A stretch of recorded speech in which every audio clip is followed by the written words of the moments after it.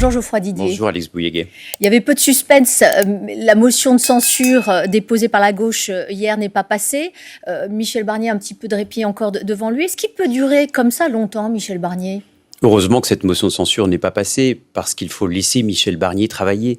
Et je crois que les Français veulent tout simplement que le gouvernement soit à sa tâche et qu'on ne perde pas l'année qui vient.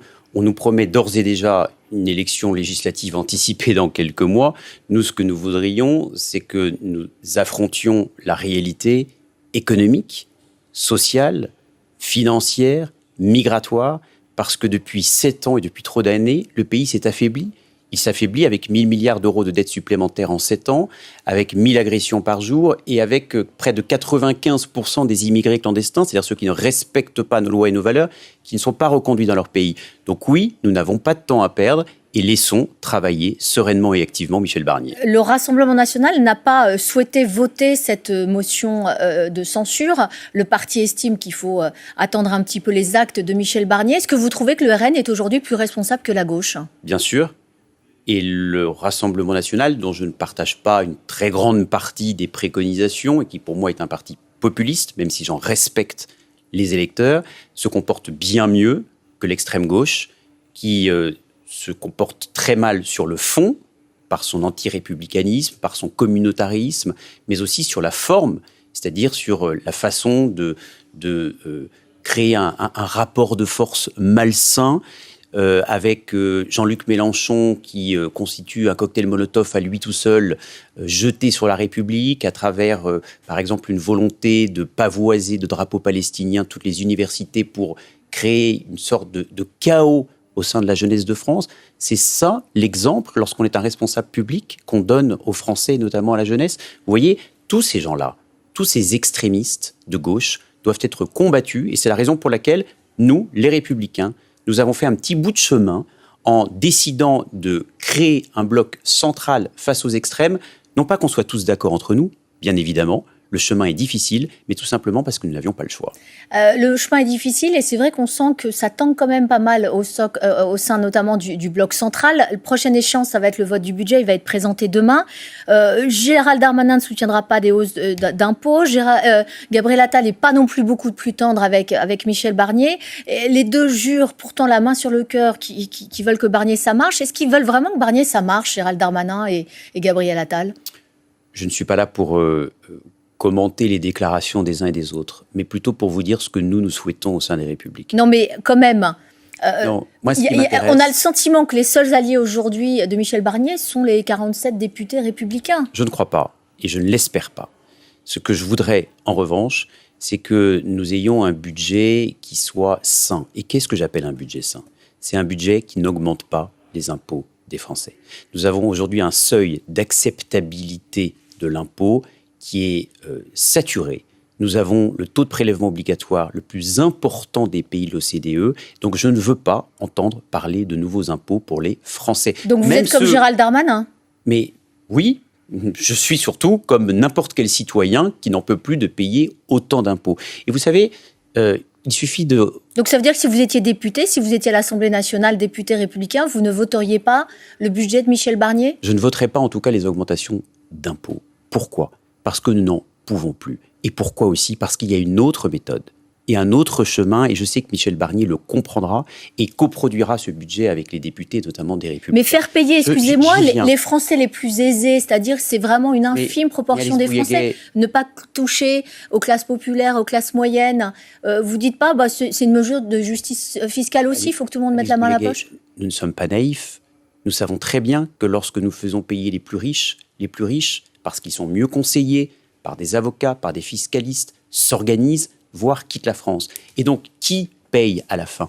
Eh bien, ce sont les moins riches, ce sont les classes moyennes. Et puis, les retraités, tous ceux qui ont travaillé dur pendant des années et qui se verraient ponctionnés avec un refus de la valorisation de leur retraite au 1er janvier. Donc, vous êtes contre, effectivement, de repousser à 6 mois la revalorisation des retraites sur l'inflation. On a entendu Laurent Wauquiez. Est-ce que c'est un casus belli pour les Républicains ? On n'est pas là pour parler de casus belli. On est là pour se mettre autour d'une table. Michel Barnier l'a dit lui-même dans sa méthode de travail.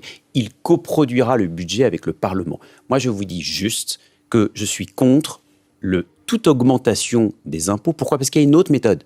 Il y a un autre chemin, qui est celui de la baisse des dépenses. Mais tous ceux qui nous regardent et nous écoutent peuvent le comprendre. Lorsqu'on vit au-dessus de ses moyens, qu'est-ce qu'on fait? Eh bien, on diminue ses dépenses. C'est pas rigolo, ce n'est pas facile. C'est un véritable état d'esprit qui consiste à diminuer les dépenses à chaque poste de dépenses, mais il y a des chemins possibles pour ça. Lorsqu'on voit, par exemple, la surtaxe en 2018, conjoncturelle sur les grandes entreprises, là aussi, si, vous dites non?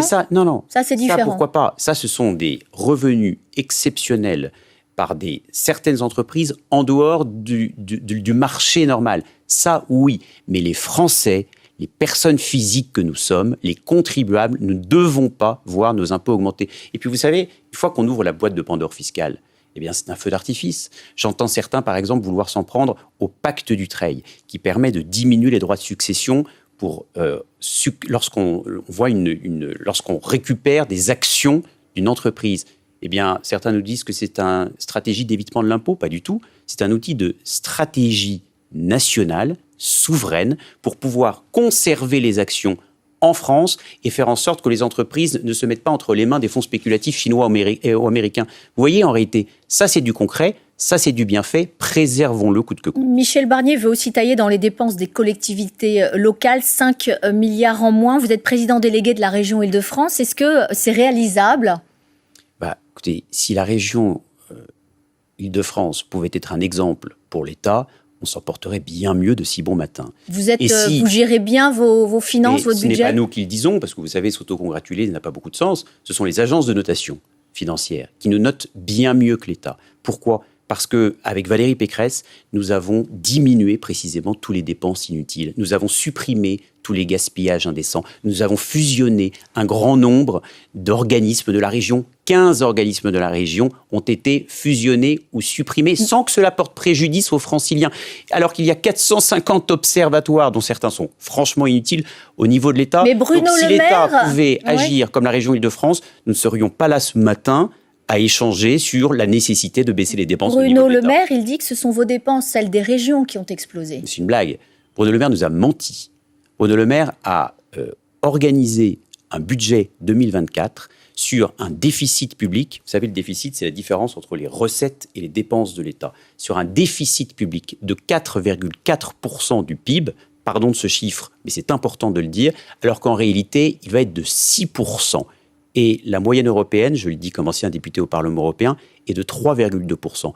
Donc, plutôt que de nous donner des leçons de morale alors que nous gérons bien la région Île-de-France ou l'ensemble des collectivités, je rappelle quand même que les collectivités, c'est 20% de la dépense nationale, mais seulement 7% de la dette générale. On vous demanderait un effort de 12%, donc il serait moins conséquent. Si M. Bruno Le Maire, plutôt que de donner des leçons de morale, avait pu gérer la France comme Valérie Pécresse gère la région Île-de-France, je vous assure qu'on s'en porterait bien mieux. Donc, stop aux leçons de morale et surtout que la région Île-de-France soit un exemple pour l'ensemble de l'État. Donc l'AMF, l'Association des maires de France, a raison de contester, de dire qu'il n'en est pas question d'enlever encore 5 milliards des dotations ? Bien sûr qu'elle a raison. Les maires sont à l'os et c'est à l'État de donner l'exemple, de prendre des dispositions intelligentes, de supprimer tous les gaspillages qui existent, tous les doublons administratifs, tous ces observatoires, ces organismes, ces collectifs qui, honnêtement, servent pas à grand-chose. Et puis regardez, par exemple, à la PHP. Là, nous avons besoin des infirmiers et des médecins. 40% des agents de la PHP ne voient jamais un malade. Est-ce que vous estimez que c'est sain ? Moi, je ne crois pas. Merci beaucoup, Geoffroy Didier. Bonne journée à vous. Merci.